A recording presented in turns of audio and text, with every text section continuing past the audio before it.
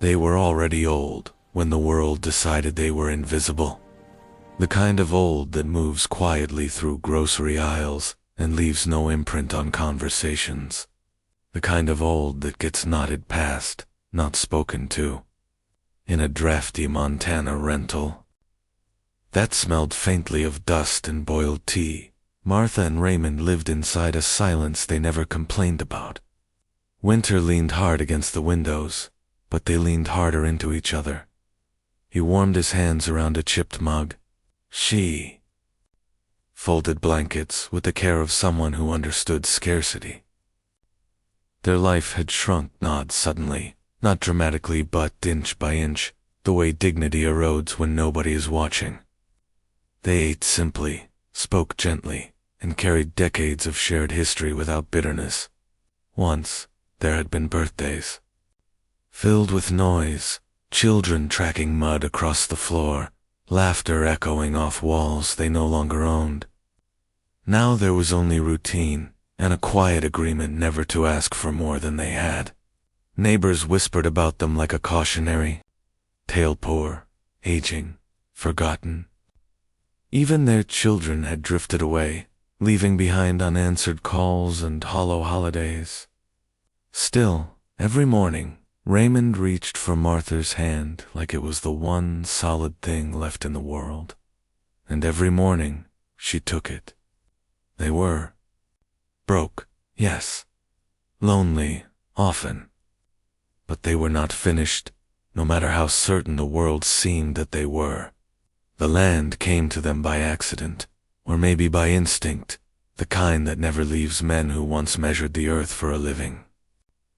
The auction notice was taped crookedly to a public board, half ignored, half mocked. 23 acres, unbuildable, contaminated. A mistake waiting to happen. People laughed when the price dropped. Laughed louder when an old man raised his trembling hand. $1,000. That was all it took to own something again. Something real. Martha felt the weight of the deed in her purse like a promise she was afraid to believe. Others shook their heads, as if watching a pair of fools finish off their savings. What no one saw was the way Raymond studied the grainy map, how his eyes lingered on a dark depression that didn't belong. He had spent his life reading land. The way others read faces. This land was hiding something. When they first walked it, the forest felt heavy, layered with time. The ground dipped unnaturally, moss covering shapes too stray to be chance. Brick appeared beneath their fingers. Old brick. Buried with care. Fear whispered through the trees stories of curses, bones, sins best left untouched, but curiosity spoke louder. They had already lost everything that could be taken from them. Whatever waited beneath that soil couldn't scare them more than being forgotten ever had. They dug the way they had lived slowly, patiently, together. Every shovel of earth felt like defiance. Passers-by came to watch, some shaking their heads, others quietly hoping the couple would finally quit. But the ground kept revealing itself. Roofline chimney, stonework that spoke of money, intention, permanence. This wasn't a shack. This was a mansion buried whole, preserved like a secret sealed by fear. Historians arrived, disbelief etched across their faces. Records didn't match reality. The structure shouldn't exist. And yet it did, waiting beneath decades of silence.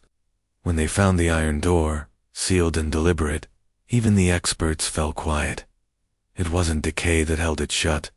It was design. Martha felt the truth pressing, and someone had wanted this place erased.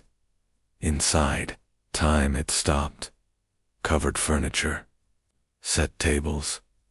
Children's toys frozen midlife. And beneath it all, a vault. Raymond worked the lock with hands that remembered precision. When it opened, the air rushed out like a held breath finally released. Cash, gold, bonds, wealth untouched by a century.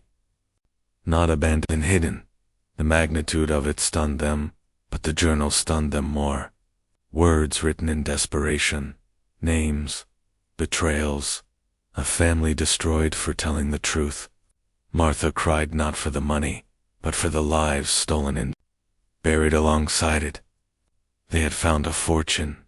Yes, but they had uncovered a crime history tried to forget. The world changed the moment the truth surfaced. Lawyers spoke carefully.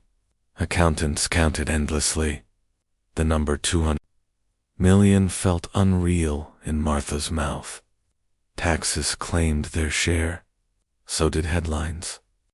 Suddenly, the elderly couple nobody noticed became a spectacle. Cameras waited outside. Strangers wrote letters filled with prayers, demands, and threats. And then, like clockwork, their children returned.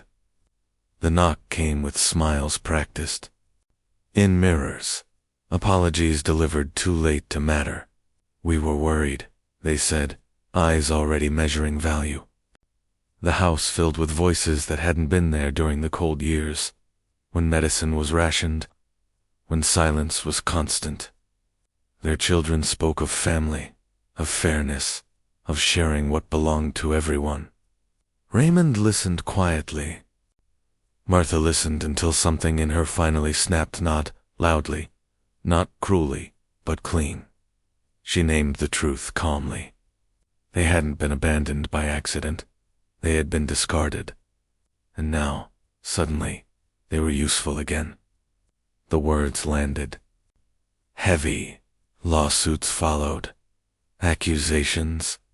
Attempts to paint them as confused, manipulated, unfit. Martha stood before judges with steadiness earned through survival. Raymond met every attack with quiet resolve. In the end, the law agreed with what life already had. Abandonment has consequences. Blood does not entitle you to what you refused to protect. Their children left again, this time by force of truth rather than convenience. Money did not heal them. It did not erase the ache of birthdays spent alone or winters counted in blankets instead of gifts. But it did give them room to breathe. A small house, warm rooms, a porch where mornings came gently instead of harshly. They funded historians to restore the mansion not as a monument to wealth, but as testimony. Names were corrected, lies dismantled. The buried story returned to light where it belonged. Martha read the journal often, tracing the handwriting of a man who had believed truth would protect him. Raymond walked the land slowly, no longer measuring for work, but for peace. They gave quietly to libraries, to veterans, to people who reminded them of who they had been. When asked why they didn't reconcile, Martha answered simply, "Love that disappears when times are hard is not love." At night, the stars looked the same as they always had.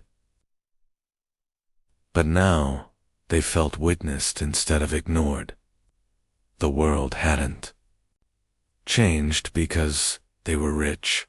It changed because they refused to stay buried. Like the house, like the truth, like themselves. Years later, visitors would stand at the edge of the restored estate and marvel at the story, whispering as if they were afraid to disturb the past. They talked about luck, about miracles, about how fate sometimes smiles on the undeserving. Martha listened to those words with a polite nod, the way she once listened to librarians praise books they barely understood. She knew luck had very little to do with it. What they were seeing had been paid for in decades of restraint, in winters endured without complaint, in nights when dignity was the only thing left to hold on to. The mansion did not rise from the earth because fortune chose them. It rose because they stayed when everyone else walked away. Raymond spent long afternoons walking the grounds, not as a surveyor measuring lines, but as a man taking inventory of his life. He traced stone walls with reverent hands, feeling time press back against his fingers. "The land didn't make us," he told a young reporter once, his voice steady and plain. "It only showed us who we already were." Martha funded historians, restorers, archivists, not to glorify wealth, but to restore truth. Names were corrected, lies dismantled. The Ashford family was finally given back its stolen dignity. And in that work, Martha and Raymond found something unexpected. Peace. Not loud, not celebratory, but deep and settled, like finally exhaling after a lifetime of holding your breath. The story traveled farther than they ever did. Newspapers called, documentaries followed. People wrote letters thanking them for hope. They didn't know they'd lost. Martha never got used to being seen as an example. She had lived too long being overlooked to fully trust attention. But she understood why people listened. In a world obsessed with youth, speed, and reinvention, their lives stood as quiet resistance. They had not reinvented themselves. They had simply refused to disappear. When asked about reconciliation, Martha chose her words carefully. "I don't carry anger," she said. "I just stopped carrying excuses for other people." Forgiveness, she believed, did not require reopening doors that had been slammed shut from the other side. Raymond agreed. Lavette arrives only after success is not Lavette's negotiation. Their evenings remained simple. Cards at the table, tea before bed.